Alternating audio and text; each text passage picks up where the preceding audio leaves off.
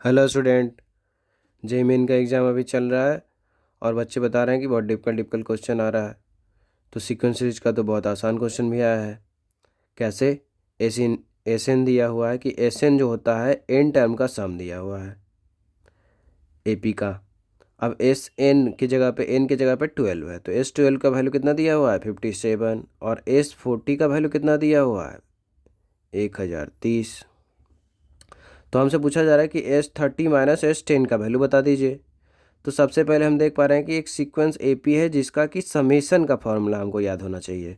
तो यहाँ पे देख पा रहे हैं कि एपी अगर कोई है A plus D A plus 2 D A plus 3 D, तो अगर एस एन मतलब होता है कि एन टर्म का सम। तो सबसे पहला टर्म ए है, ए प्लस डी है, ए प्लस 2 डी है। कहाँ तक टर्म का सम करना है? एन टर्म का। तो एनवा टर्म क्या होता है? A plus N minus one into D. अब इसका सम का फॉर्मूला होता है N by two A plus N minus one into D. अब यही फार्मूला का यूज होगा। अगर ये फार्मूला याद नहीं है तो क्वेश्चन नहीं बनेगा। तो ये फार्मूला याद होना बहुत ज़रूरी है। तो एस एन यहाँ पे लगा रहे हैं, एस 12 दिया हुआ 57, तो एस एन एन की जगह पे हो गया 12। तो 12/2 हो गया बाहर, n by two. Two a यहाँ पे है n minus one into D. तो ए की जगह पे पहला टर्म होता है, तो 2a plus 12 minus one into D, क्योंकि 12 टर्म था, बराबर कितना दिया हुआ 57। इसी को सिंप्लीफाई करेंगे, यहाँ पे पहले तो कट के 6 बच जाएगा। तो यहाँ पे 6 बचा और 2a प्लस 11 इंटू डी बचा है, और 57 है तो ये 3 से कट रहा है और 3 से ये भी कट रहा है। तो 3 से काटने पे ये 2 बच गया और ये फिर 19, ये 19 हो गया। तो 2a प्लस 11 इंटू डी। अब 2 को अगर मल्टीप्लाई कर देते हैं तो यहाँ पे 4a आ जाता है, और यहाँ पे कितना आ जाता है 22d, और यहाँ पे 19 है। तो अब ये ए और डी, इसमें दो वेरिएबल है, तो इसमें कितना एक इक्वेशन बन गया। अब ए और डी दो वेरिएबल, तो एक और इक्वेशन चाहिए, तो उसके लिए एक और दिया हुआ है, S40 भी दिया हुआ है, तो S40 भी लिख दिए। S40 बराबर 1030। अब हम देख रहे हैं कि S40 का फॉर्मूला भी लगाना होगा, तो 40/2 हो गया, और 2a plus 40 minus one into D बराबर कितना दिया हुआ है 1030। अब यहाँ पे सीधे सीधे कट जाएगा, 0 से 0 यहाँ से कट जाएगा, और 2 से 4 कट जाएगा, तो ऊपर कितना बचेगा बस 2। और यहाँ पे 2a 40 minus one 39 into D, और इधर 0 कटने के बाद कितना बचा 103। अब यहाँ पे 2 into two 4a plus 39 into two 78 into D बराबर 103। अब हम देख पा रहे हैं कि ए और डी में दूसरा इक्वेशन भी आ चुका है, तो एक इक्वेशन दूसरा इक्वेशन। अब स्टेप 2 में क्या कर देंगे कि दोनों इक्वेशन के मदद से ए और डी निकाल लेंगे।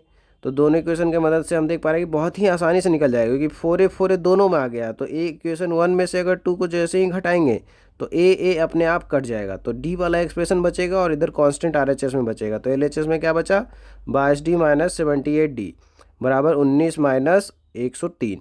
तो यहाँ पे देख पा रहे हैं कि यहाँ पे घटाने पे -56d बचा है, और यहाँ पे -84 बचा है। तो ये 84/56 हो गया, जो कि कट जाएगा किससे 28 से। 28 दूना 56, 28 दिया 84, तो 3/2। तो डी बराबर कितना हो गया 3/2। तो डी जैसे ही आया हमको चाहिए ए भी चाहिए, क्योंकि ए और डी निकलेगा तभी उधर आगे क्वेश्चन बनेगा। तो ए के लिए क्या करेंगे, किसी भी इक्वेशन में से हम डी अगर रख दे देंगे तो क्या मिल जाएगा ए। तो हम इक्वेशन 1 को ले रहे हैं 4a, डी के जगह पे कितना रख दिए 3/2 बराबर 19 है। अब यहाँ पे 2 2 सीधे कट जाएगा, तो 11 तिया 33 हो जाएगा, और उधर जाके 19 माइनस 33, तो -14 बचेगा, और 4a था, तो ए 4 को उधर भेज देंगे, तो -14/4 -7/2। तो ए भी निकल गया है और डी भी निकल गया है। अब क्या चाहिए हमको, चाहिए S30 माइनस S10। अब यहाँ पे थोड़ा सा दिमाग लगाना है कि जो पूछा है वो सिर्फ अगर निकालेंगे, यहाँ पे अगर तुम S30 निकाला अलग और S10 अलग निकाला तो बहुत समय लगेगा। ये पूछा है S30 माइनस S10, तो ये जो पूछा है वो अगर निकालने गए और सही तरीका लगाए तो बहुत ही जल्दी बन जाएगा। कैसे बन जाएगा? तो S10 का मतलब होता है कि सम ऑफ फर्स्ट 10 टर्म, और S30 का मतलब होता है कि सम ऑफ फर्स्ट 30 टर्म। तो जब हम S10 को घटा रहे हैं, इसका मतलब है कि पहला 10 टर्म घट जा रहा है। इसका मतलब है कि अगर टोटल देखेंगे तो कहाँ से टर्म स्टार्ट होगा 11वां टर्म से, और कहाँ तक जाएगा 30 टर्म तक।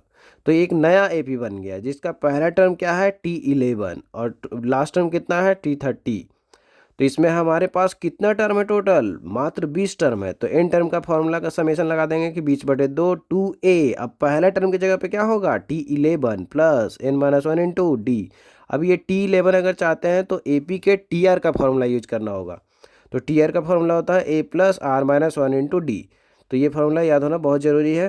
तो यहाँ पे T11 को कैसे लिखेंगे, A plus 11 minus one into D, तो 10D।